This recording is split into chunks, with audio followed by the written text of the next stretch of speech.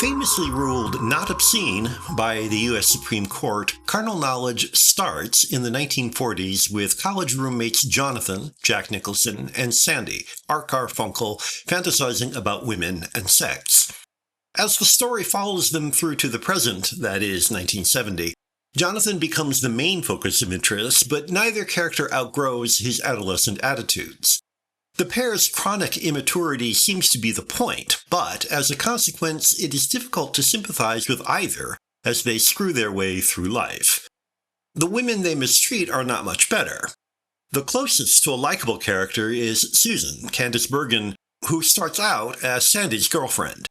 She soon sleeps with Jonathan, however, without Sandy ever knowing about their relationship.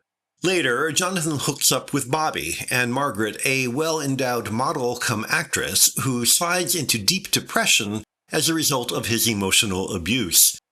Both women are pitiable, but they are hardly guiltless, so it is tough to sympathize too much. Despite the repellent story and characters, Carnal Knowledge remains engrossing because of its unique combination of handsome filmmaking and ugly content. Based on a play by Jules Feiffer, director Mike Nichols uses film's greater resources and flexibility to sustain the compressed dramatic action. Nichols thoroughly reimagines the material in fluid visual terms that are much more than a familiar opening out. Cinematographer Giuseppe Rotuno's Panavision frame roves and pans the settings, composing widescreen images that enhance the emotional content in a kind of rhyming appositeness. In the opening college mixer scene, for example, the movements of actors, camera, and editing quietly underscore the characters' hesitant, uncertain emotions. In contrast, in a late scene, Nicholson literally tears into the surroundings. As Jonathan sadistically berates Bobby, camera work, editing, and performance combine in a masterful interaction between actor and space. One of the consequences of the limited theatrical setting and cast size, however, is that it is not clear whether Knowledge is meant as a general critique of male behavior, or if Jonathan and Sandy are just two unpleasant specimens. Even if their lust is meant to inspire mature male viewers to a mea culpa, it does not follow that we are all equally guilty.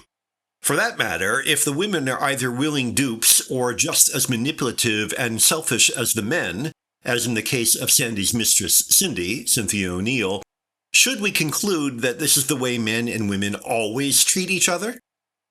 Even allowing that drama and storytelling have to exclude in order to concentrate, the action in Carnal Knowledge, obscene or otherwise, is so distastefully one note that all the cinematic and acting skill seem almost wasted. At least Feiffer and company are honest enough not to posit Sandy as a quote-unquote good alternative. In his way, he is just as selfish. But to focus solely on callous creeps gratifying their basest instincts produces only the emotional vacancy of pornography without the kicks of a money shot.